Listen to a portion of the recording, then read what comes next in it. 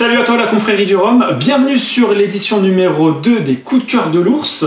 Ici, aujourd'hui, on est sur cette petite bouteille ici présente, qui est très esthétique, une belle prise en main. Moi j'adore les bouteilles carrées, ceux qui me connaissent le savent.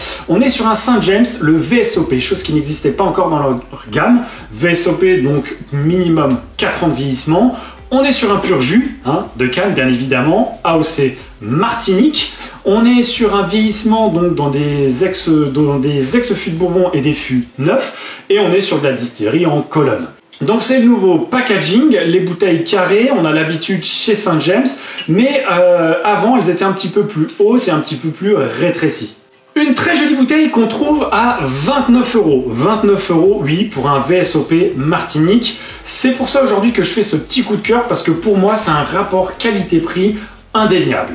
En termes de rhum, on est sur quelque chose de relativement classique, avec des reflets acajou, légèrement or, très prononcé. En termes de nez, on a fève de cacao, pas trop aigre, pas trop acide, on a des épices, on a un beau boisé et on a tout de suite une belle typicité de canne, un tout petit peu poivré. C'est vanillé et on a un beau boisé.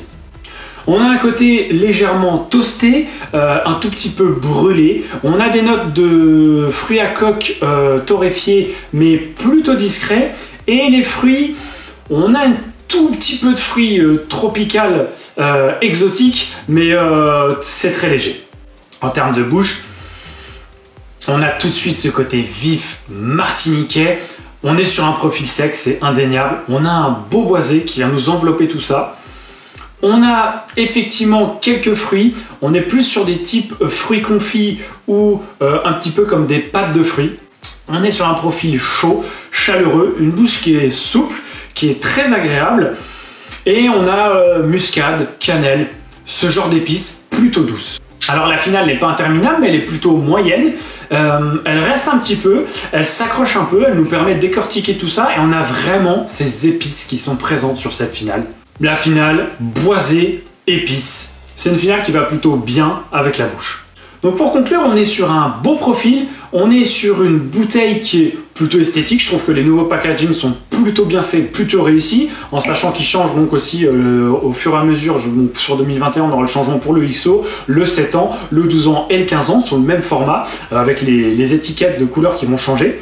On est sur un rhum qui est un vrai martiniquais, avec sa pâte martiniquaise, mais qui reste relativement simple à aborder et en ayant quand même une histoire à nous conter, quelque chose de plutôt intéressant en bouche à boire. On est pour moi sur un rapport qualité-prix qui est excellent et c'est pour ça aussi pour moi c'est un coup de cœur, c'est parce qu'on est loin de toutes ces marques qui nous sortent des choses édition limitée, single cask à des prix toujours plus hauts, même si on le sait, la premierisation du marché est en route, sur le monde du rhum ça augmente au fur et à mesure des années.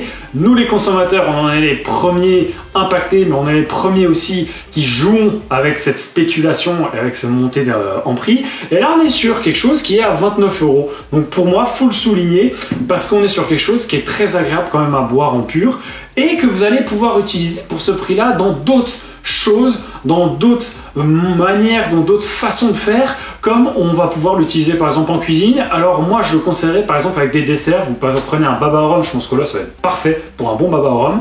On va pouvoir l'utiliser aussi en mixologie, en cocktail, et ça je trouve ça intéressant. Comme d'habitude, si vous voulez un peu plus de détails sur la dégustation de cette bouteille, elle est disponible sur ma chaîne YouTube, donc n'hésitez pas à aller faire un petit tour, le bar de l'ours. Merci à la confrérie du rhum et pas plus haut que le rhum.